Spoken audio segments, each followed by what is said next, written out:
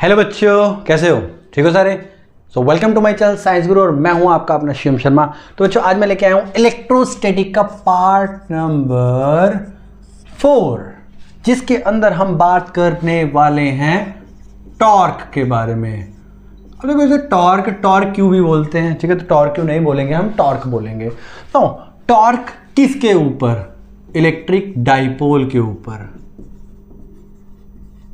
Electric dipole के ऊपर torque कैसे लगेगी? क्योंकि हम इसे रखने वाले हैं यूनिफॉर्म इलेक्ट्रिक फील्ड में। तो एक बार चेक कर लेते हैं फ्रेम में आ रहा है कि नहीं आ रहा है। आ रहा है, इतना तो आ ही रहा है कि काम चल जाएगा। ओके, सो टॉर्क क्या चीज होती है? देखो, टॉर्क क्या है, मान लेते हैं ये है, इसको दोनों तरफ से घुमाया तो ये टॉर्क है। जैसे बाथरूम में जाते हैं ना, सुबह सुबह नलका ऑन करते हैं, अब तो खैर वन टैप आगे, वो ऐसे करके ऐसे एक उंगली से भी कर दो, लेकिन जो पहले होते थे वो गोल गोल से नोब वाले हुआ करते थे, तो नोब में हम ऐसे पकड़ के लगाते थे। अब उसमें एक तरफ से फोर्स नहीं लगती, उसमें लगती है दोनों तरफ से। तो जब दोनों तरफ से ऐसे फोर्स लगती थी, उसे बोला जाता है टॉर्क। क्लियर है? तो ऐसे ही टॉर्क से हम इसको रोटेट करवाने जैसे मोटर घूमती है, तो मोटर भी इसी प्रिंसिपल के ऊपर वर्क करेगी। मतलब जब वो घूमती है तो कैसे घूमेगी, ऐसे ही ये भी हमारा जो इलेक्ट्रिक डाइपोल है वैसे घूमेगा। देखो, तो हेडिंग डाल लो बड़ी बड़ी मस्त एकदम छोटी सी कॉपी में। तो कॉपी पेन लेके बैठे हो मुझे लगता है। तो हम करने वाले हैं यहां पे कि torque acting on electric dipole placed in uniform electric field. अब यूनिफॉर्म इलेक्ट्रिक फील्ड पहले देखेंगे। देखो, जो यूनिफॉर्म इलेक्ट्रिक फील्ड होती है ना, वो कुछ ऐसे होती है। It is represented by some parallel lines. तो मैंने यहां पे पैरेलल लाइंस ले लिए, मुझे नहीं पता सीधी है टेढ़ी है, वो तुम लोग हिसाब किताब करो भाई, वो तुम्हारे पास है हिसाब किताब। हाँ, तो मैंने इसके अंदर एक डाइपोल रखा, बहुत ही प्यारा डाइपोल रखेंगे। ये रखा हमने एक डाइपोल, और डाइपोल को रखा थीटा एंगल पे। क्लियर है? अब इलेक्ट्रिक फील्ड की डायरेक्शन तो इस तरफ है।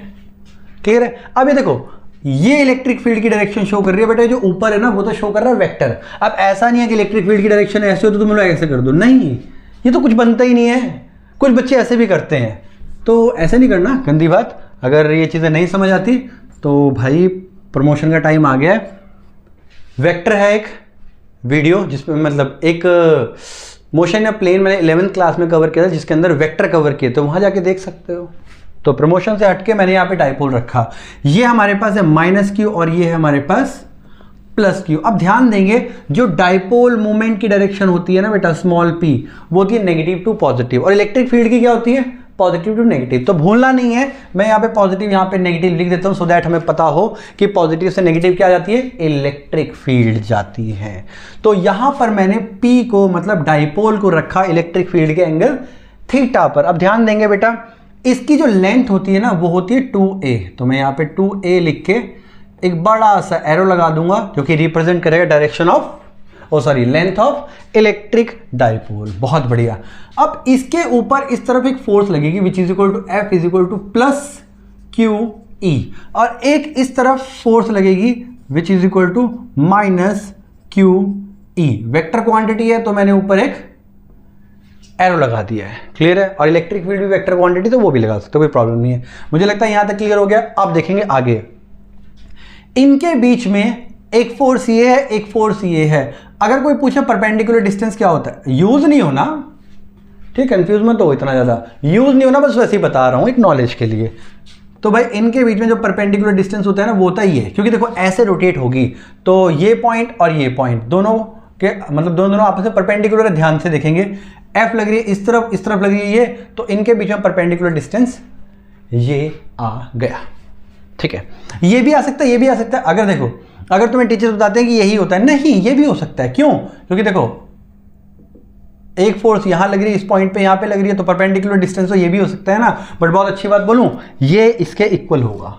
अब देखो, ये थीटा एंगल है, तो अगर मैं इसको मतलब रिजॉल्व करूं तो ये थीटा, ये P है, और ये 2a डिस्टेंस है इस तरफ, तो ये आ जाएगा हमारे पास 2a cos थीटा, और ये आ जाएगा 2a sin थीटा। देखो, कुछ बच्चों को दिक्कत आती है वेक्टर में, तो मैं बता देता हूं बेटा। जैसे मान लेते हैं ये एक वेक्टर है ए और ये थीटा है, तो थीटा के साथ वाला होता है कॉस थीटा, और जो परपेंडिकुलर कंपोनेंट होता है ना, ये होता है ए साइन थीटा। छोटा मोटा दिख रहा होगा वैसे तो, ठीक है। और यही साइन थीटा हम अगर यहाँ पे रखेंगे तो ये भी होगा, कोई दिक्कत परेशानी मुझे तो नहीं लगता। तो ये आ गया समझ में? नो, बहुत बढ़िया। इसके अलावा ऐसे भी निकाल सकते हो, दिस अपॉन दिस। कैसे? हाइट एंड डिस्टेंस पढ़ा था 10th क्लास में, उसमें क्या होता है? दिस मतलब ये थीटा है, थीटा के सामने वाला परपेंडिकुलर होता है और ये हाइपोटेन्यूज होता है, तो परपेंडिकुलर अपॉन हाइपोटेन्यूज मतलब P अपॉन H। तो याद है पंडित भद्री प्रसाद हर हर भोले, तो वहां से P बाय H होगा हमारा साइन थीटा, और P is equal to hypotenuse क्या है हमारे पास? 2a, सो 2a साइन थीटा। ये भी कर सकते हो, कोई बड़ी बात नहीं है। एक क्वेश्चन को सॉल्व करने के, एक डेरिवेशन को सॉल्व करने के 50 तरीके होते हैं, जिसमें से 2-3 तो मैं ही बता दूंगा। हाँ, तो यहां तक समझ आ गया। अब देखो, अगर फोर्स देखूं, एक ये लग रही है और एक ये लग रही है ना, फोर्स ऑन डाइपोल। डाइपोल के ऊपर जो फोर्स लग रही है, एक लग रही है प्लस क्यू ई, एक लग रही है माइनस क्यू ई, हो तो जीरो हो गया। तो जब फोर्स जीरो होगी तो ये रोटेट कैसे करेगा? बिकॉज यहां पर तो नेट एक्सेलरेटिंग, नेट या फिर नेट एक्सेलरेटिंग छोड़ो या ट्रांसलेटिंग लिख लो, वो ज्यादा बढ़िया लगेगा। Net translating force on electric dipole is 0। Sorry, तो 0 होगा। But two forces equal and opposite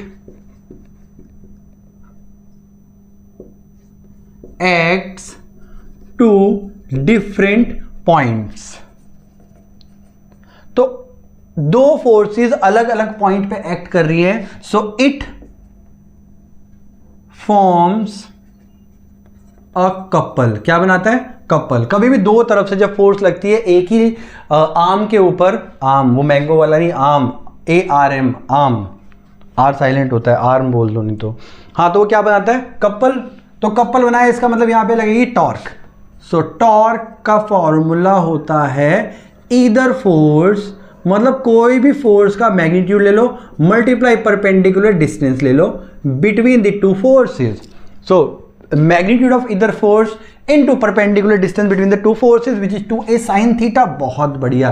either force QE multiply 2a sin theta। now अगर यहां पे देखें, मैंने तुम्हें एक चीज बताई थी बेटा, 2aq and which is equal to P dipole moment. तो यहां पे 2a निकालो, यहां से q निकालो, तो क्या आया? PE sin theta is equal to torque. समझ आया? टॉर्क को बहुत अच्छे लेटर से हम रिप्रेजेंट करते हैं, जिसको बोलते हैं tau. Tau tau tau tau. ये आ गया।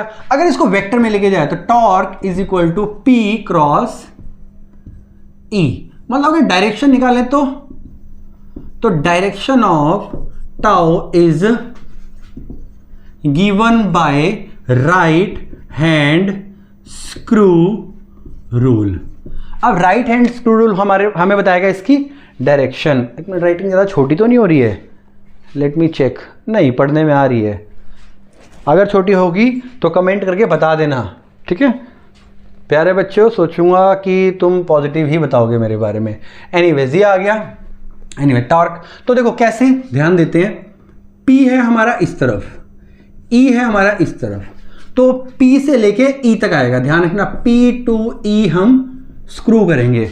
अब P2 स्क्रू करेंगे। देखो, जब यहां पे स्क्रू करेंगे तो क्या होगा? अंदर की तरफ जाएंगे। मान लेते हैं पेचकस है, जो कि मेरा पेचकस है नहीं, पता नहीं कहां रखा है। अब देखो, अगर मैं ऐसे घुमाऊंगा तो क्या होगा? नट अंदर की तरफ जाएगा। अंदर की तरफ जाएगा मतलब टॉर्क क्या होगी? इनसाइड। और इनसाइड को रिप्रेजेंट करते हैं बेटा क्रॉस से। Dot out, cross in. How? Train के पीछे क्रॉस होता है ना, तो ट्रेन के पीछे क्रॉस क्यों होता है? चलो एक अच्छी बात बताता हूं तुम्हें। ट्रेन के पीछे क्रॉस होता है क्योंकि ट्रेन जा रही है, और क्रॉस इसलिए बना होता है कि भाई उसके पीछे कोई डब्बा नहीं है, मतलब कोई डब्बा छूटा नहीं है। ये कैसे पता लगेगा? जो फाटक पे बंदा खड़ा होता है ना, दो झंडे लेके ऐसे ऐसे कर रहा होता है, लाल और पीला, लाल और हरा। हाँ, तो वो देख ले और बता दे कि भाई हेलो हेलो, हाँ ये डब्बे पे क्रॉस नहीं बना हुआ, तो पता लग जाता है कि कुछ पीछे छूट गया है। एनीवेज, ये सब तो खैर फालतू की बातें हैं। यहां से यहां तक स्क्रू करेंगे जिसकी वजह से हमें पता लगेगा टॉर्क क्या है, इनसाइड। यहां तक समझ आया। अब ये जो मैंने चीज बताई है इसी को ऐसे नहीं बना के आ जाना, ऐसे बना के आ जाओगे तो नंबर नहीं मिलेंगे। टीचर बहुत ज़्यादा तेज होते हैं, उन्हें चाहिए चिट्ठा लिखा हुआ, तो बस पैराग्राफ में लिखो P2 cross E right hand screw rule लगाओ जिसमें डायरेक्शन क्या होगी टॉर्क की अंदर की तरफ। ये सब इंग्लिश में लिखना है और इंग्लिश मेरी तुमसे बहुत बेकार है। एनीवेज इसको छोड़ देते हैं, यहाँ पे ऐसे लिख देते हैं बस कि P जो है हमारा वो इस अगर इस तरफ है और E है इस तरफ, तो हम इस तरफ को रोटेट करवाएंगे और जो टॉर्क होएगा वो अंदर की तरफ देखने को मिलेगा हमें Z एक्सिस पे, ठीक है, अंदर की तरफ। एनीवेज ये ज़्यादा घूम जाता है, टॉर्क इतना घूमता नहीं है वैसे, ये ज़्यादा घूम जाता है, मेरा Z बन जाता है। हाँ यहाँ तक क्लियर हो गया। अब ये तो बहुत बढ़िया चीज़ हुई है हमारे पास कि टॉर्क का फॉर्मूला आ गया है। अब इसके केस अलग अलग हो सकते हैं। अब स्पेशल केस के लिए मैं यहाँ पे लिखूंगा स्पेशल केस। हाँ तो ये हो गया हमारे स्पेशल केस पूरे, मतलब पूरे नहीं हुए, अभी स्टार्ट करें। Number 1, if P is parallel to E, मतलब क्या है कि भाई dipole is parallel to electric field. मतलब ये डाइपोल ऐसे तिरछा तिरछा रखा है ना, इसको सीधा कर दो। इलेक्ट्रिक फील्ड इस तरफ थी, P भी इस तरफ रख दो, तो अब क्या होगा, थीटा कितना होगा, क्या लगता है 0 डिग्री। थीटा 0 आ गया। And when theta is equal to 0 degree then tau is equal to PE sine 0। Sine 0 क्या होता है, टाउ 0। हो ताउ क्या हो गया 0। दूसरा केस देखेंगे, if P is perpendicular to E। अच्छा एक और चीज है, वन मोर थिंग, हम यहां पे पैरेलल ले ले या फिर साथ में ले ले एंटी पैरेलल। तो इसके लिए क्या दूसरा स्पेशल करेंगे, स्पेशल केस करेंगे, हम यहीं पर ब्रैकेट डाल के एंटी पैरेलल लिख लेते हैं। एंटी पैरेलल मतलब या तो थीटा हो 0 डिग्री या फिर थीटा हो 180 डिग्री। मतलब ये है कि P की वैल्यू अगर इधर भी होती ना तो भी क्या होता, torque 0।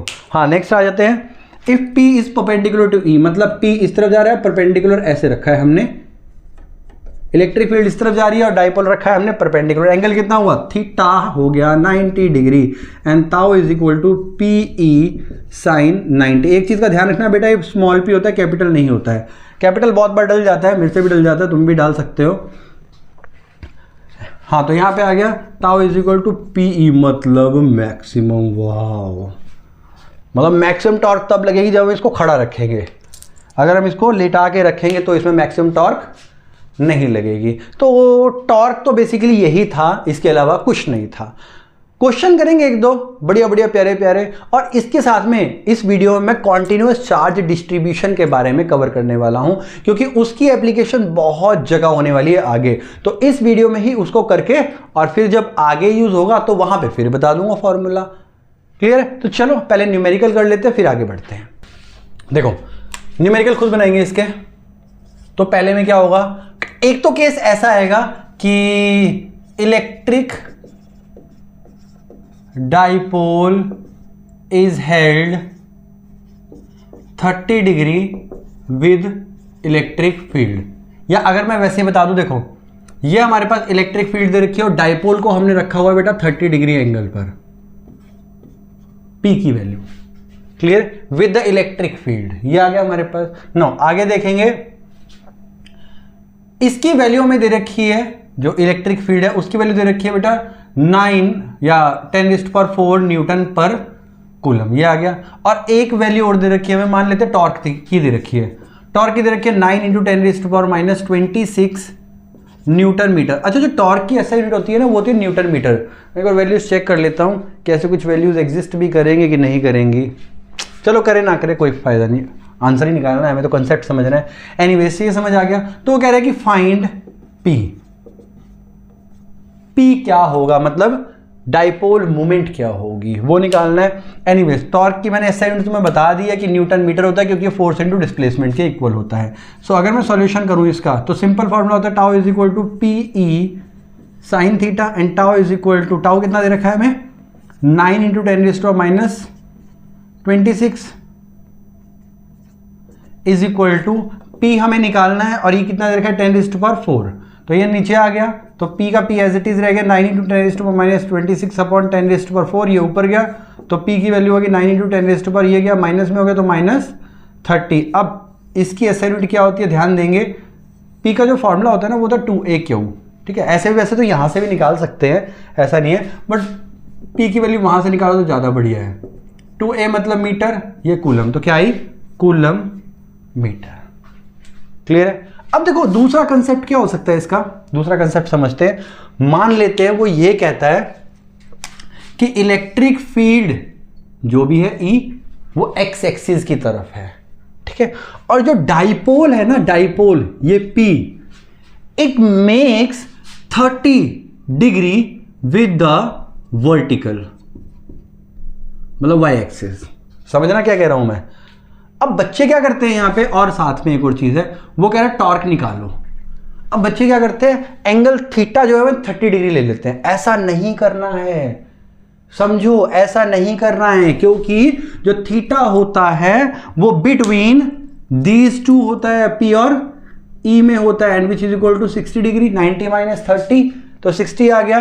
So tau is equal to PE sine theta. फॉर्मूले में वैल्यू पुट करोगे आंसर आ जाएगा। तो यही वाली वैल्यू लेते हैं। P की वैल्यू दे रखी है 9 into 10 raise to power minus 30 multiply E की वैल्यू दे रखी है हमें, E का है ये रहा, तो 10 रेज टू पावर 4 जो कि पहले थी, तो टाउ निकालना है, और साथ में साइन 30 की वजह साइन 60 दे दिया। आप थोड़ा चेंज किया है, सिर्फ एंगल का फर्क हुआ है और कोई फर्क नहीं है।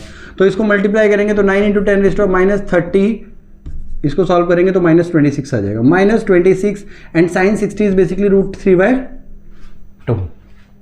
तो tau is equal to 9 into 1.732 upon 2 into 10 raise to minus 26। Solve कर लोगे आंसर आ जाएगा तुम्हारे पास, फिर सॉल्व कर लेना, ठीक है, बेटर है। अच्छा, ऐसी कैलकुलेशन कैसे सॉल्व करनी है वो भी देख लो। चलो देखो, मैंने यहाँ पे कट किया, जब मैं कट करूँगा यहाँ पे तो मेरे पास आएगा 0.8, सबसे पहले 0 पॉइंट लगा दिया। अब 8 16, यहाँ एक गया 6 12, फिर एक गया 6 12, बहुत बढ़िया, ये आ गया 866। नाउ मल्टीप्लाई करना है इसके, तो इस वाले 6 को तो भगा दो क्योंकि ज़रूरत नहीं है, बट 66 होने की वजह से यहाँ पे मैं 67 कर दूंगा, राउंड ऑफ करूंगा, एंड अगर 5 से बड़ी चीज़ होती है तो राउंड ऑफ नेक्स्ट डिजिट होता है। अब मैं मल्टीप्लाई करूंगा तो सिंपल 87 को 9 से मल्टीप्लाई कर देना, 9 7 63, 72 और 6 78, ये आ गया, तो कितना है 783। तो सिंपल देखो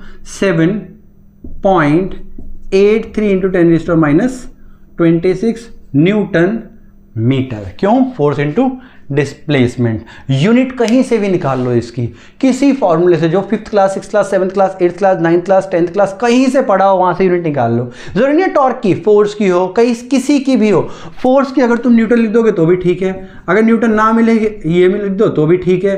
अब ऐसे बहुत सारे होते हैं जिनकी वैल्यू हम अलग अलग ले सकते हैं। अब डाइपोल मोमेंट की यहाँ से निकाल के देख लो, देखो तुम्हें दिखाता हूँ। Tau is equal to PE होता है, साइन थीटा की कोई एसआई यूनिट नहीं होती है। टाउ की होती है न्यूटन मीटर, और यहाँ होती है न्यूटन पर कूलम।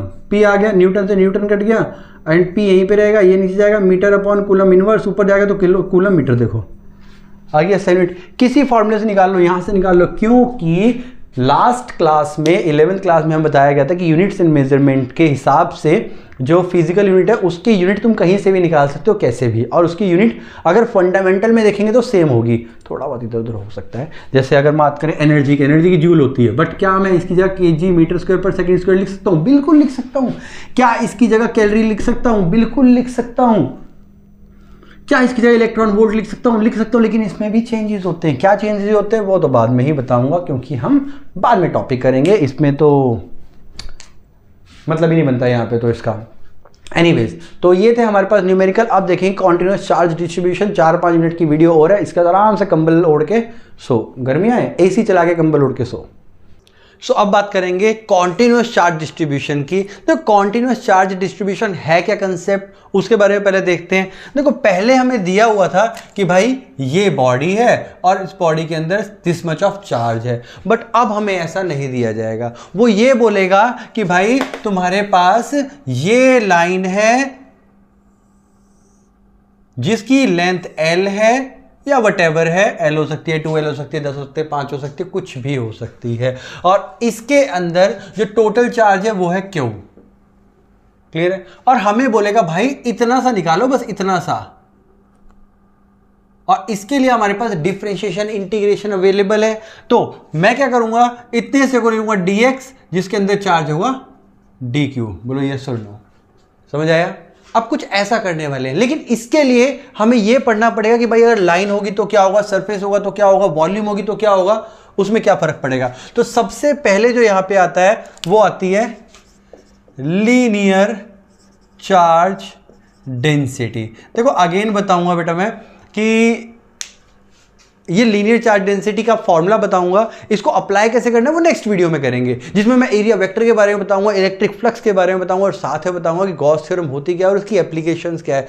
वो सारा का सारा हम एक वीडियो के अंदर कवर करने वाले हैं। वीडियो लेंथी हो सकती है, लेकिन गारंटी देता हूं कि एक एक कंसेप्ट उसमें क्लियर होगा। नाउ सबसे पहली चीज बताई मैंने लीनियर चार्ज डेंसिटी। अब देखो डेंसिटी बहुत तरह की होती है, mass density, volume density, electric field intensity density, या फिर बहुत तरह की डेंसिटी होती है, ऑप्टिकल डेंसिटी। तो ये सारी की सारी डेंसिटी में जो यहाँ पे आएगा, देखो L से लीनियर, L से लैम्डा, मतलब लीनियर को हम लैम्डा से रिप्रेजेंट करने वाले हैं। बोलो यस और no. So linear charge density lambda is equal to total charge upon length. Length क्यों? क्योंकि लीनियर है, लाइन है एक, और लाइन होने की वजह से हम इसे लीनियर बोलते हैं। So lambda is equal to, या तो हमारे पास आएगा फॉर्मूला Q अपॉन L, और अगर मैं इस छोटे से की बात करूं, देखो डेंसिटी तो इसकी भी ऐसी होगी। मान लेते हैं अर्थ इतनी बड़ी अर्थ है, अगर इसकी डेंसिटी निकालूं तो चाहे एक पॉइंट की निकालूं चाहे सारी की सारी अर्थ की निकालूं, डेंसिटी क्या आएगी? सेम। वो बात अलग है कि जो अर्थ है वो यूनिफॉर्म नहीं है, उसकी अंदर डेंसिटी कुछ है, बाहर डेंसिटी कुछ है, बट फिर भी अगर मैं एक मतलब यूनिफॉर्म लेके चलूं तो डेंसिटी उसकी सेम आएगी। जैसे सिंपल सी बात है, पानी है, पानी के अंदर मैं सॉल्ट डाला, उसकी डेंसिटी निकाली, अब उसकी डेंसिटी मैं किसी पॉइंट पे निकालूं, डेंसिटी क्या आएगी? सेम। तो या तो मैं चार्ज अपॉन लेंथ करूंगा, या फिर lambda is equal to dq over dl, और इसी दो फंक्शन से हम डेरिवेशन सॉल्व करेंगे। कैसे मैंने बताया है अगले लेक्चर में, यहां पे नहीं, यहां पे सिर्फ फॉर्मूला देखेंगे और किससे रिप्रेजेंट करते हैं वो देखेंगे। तो अगर मैं बात करूं SI यूनिट की, so SI unit of lambda is, ऊपर क्या है चार्ज, नीचे क्या है लेंथ, तो चार्ज अपॉन लेंथ मतलब कूलम पर मीटर। समझ आया कि नहीं? बहुत बढ़िया, समझ आया कि नहीं? नाउ अगर मान लेते हैं मैं इतनी सी चीज पे इलेक्ट्रिक फील्ड निकालूं, मैं एग्जांपल दे रहा हूं एक, तो इलेक्ट्रिक फील्ड हमारे पास आती है बेटा KQ बाय R, कही आते हैं। मान लेते हैं इस पॉइंट से लेते हैं यहां पे, तो L/2 आ गया। तो मैं यहां क्या करने वाला हूं, dq ओवर, यहां पे क्या आ गया हमारे पास, मान लेते हैं x² या r², वट जो भी हमें दिया होगा। अब यहां पे dq पे फंस गए हम, क्योंकि हमारे पास dq की वैल्यू नहीं है। तो dq की वैल्यू हम कहां से निकालेंगे? यहां से। सो हमें पता है कि dq is equal to lambda dl होता है, तो मैं वैल्यू पुट करूंगा, तो E is equal to k times lambda dl upon r²। कुछ ऐसे लिख के इसको क्या करेंगे हम, इंटीग्रेट कर देंगे, क्योंकि अगर मैं dq के लिए निकालूंगा तो de निकलेगी, ना कि E निकलेगी। मतलब छोटे पार्ट के लिए छोटी चीज निकलेगी और बड़े पार्ट के लिए बड़ी चीज निकलेगी। जब मैं इंटीग्रेट करूंगा तो मेरे पास इलेक्ट्रिक फील्ड आ जाएगी सिर्फ इतने से पॉइंट की, या फिर मुझे पूरी पूरी लेंथ की निकालनी है तो वो भी निकाल सकता हूं, बट किस में करेंगे? नेक्स्ट लेक्चर में। सेकेंड हमारे पास जो आता है वो आता है सरफेस चार्ज डेंसिटी। ना what is this surface charge density? Surface के लिए हमारे पास सरफेस होना जरूरी है, लीनियर के लिए लाइन होना जरूरी है, सरफेस के लिए सरफेस होना जरूरी है। तो सरफेस के लिए मान लेते हैं इतना हमने लिया ये dq, dA, हमने एरिया ले लिया dA, और इसके अंदर चार्ज कितना है dq, ये सेंटर आ गया O एंड ऑल। तो अब एक चीज और ध्यान रखेंगे, S से सरफेस होता है और S से ही होगा सिग्मा। तो simple sigma is equal to, यहां पे क्या था चार्ज अपॉन लेंथ, तो यहां पे होगा चार्ज अपॉन एरिया। सो और sigma is equal to dq over dA। बोलो यस और नो, समझ आया? अगर मैं बात करूं SI यूनिट की, so SI unit of sigma is, ऊपर चार्ज है नीचे मीटर स्क्वायर है, तो coulomb per metre square. Again इसे भी ऐसे लगाएंगे और नेक्स्ट लेक्चर में लगाएंगे। जो थर्ड है हमारे पास वो आता है हमारे पास वॉल्यूम चार्ज डेंसिटी। ना वॉल्यूम चार्ज डेंसिटी, अब यहां पे एक चीज पंगा करेगी कि भाई इसे रिप्रेजेंट रो से करते हैं। यहां पे तो हमें पता था L से लेंथ मतलब लीनियर, और L से लेंथ और L से लैम्डा, बहुत क्लियर था। यहां पे surface area, surface charge density और sigma, SSS triple S rule लगेगा। यहां पे भी समझ आया, लेकिन ये वॉल्यूम का समझ नहीं आया। जिसने बनाया इसको भी V से कुछ बनाना चाहिए था, कुछ v से सिंबल देना चाहिए था, तो I am not satisfied with this. या सो देखो ये वॉल्यूम है, अगेन मैं यहाँ पे छोटा सा एक वॉल्यूम काट लूंगा जिसको मैं बोलूंगा dv, और इसके अंदर चार्ज क्या होगा, dq। तो अगेन सेम यहां पे करेंगे, rho is equal to charge upon volume. अगर मैं इसको फॉर्मूला पुट करूंगा तो सिंपल q बाय v, और rho is equal to dq over dv। SI unit की बात करें, so SI unit of rho is coulomb per metre cube. याद रहेगा, बहुत बढ़िया याद रहेगा। तीन फॉर्मूले बताएं, और तीनों के तीनों फॉर्मूले हम यूज करने वाले किसमें, डेरिवेशन में, न्यूमेरिकल में, इसलिए तीनों फॉर्मूले नहीं भूलोगे। अगेन बताऊंगा तीनों के तीनों फॉर्मूले, एक होता है लैम्डा, एक होता है सिग्मा और एक होता है रो। तो लीनियर लैम्डा और सरफेस सिग्मा और वॉल्यूम रो, ये तीनों याद रखेंगे। इस वीडियो का एंड में यहीं पे करने वाला हूं क्योंकि ऑलरेडी बहुत लंबी हो चुकी है वीडियो। सो नेक्स्ट वीडियो में हम बात करेंगे जो भी गॉस थ्योरम की एप्लीकेशन होगी और इन सब चीज़ों के बारे में। तो फिर मिलता है अगली वीडियो में, तब तक के लिए ध्यान रखिए और पढ़ते रहिए।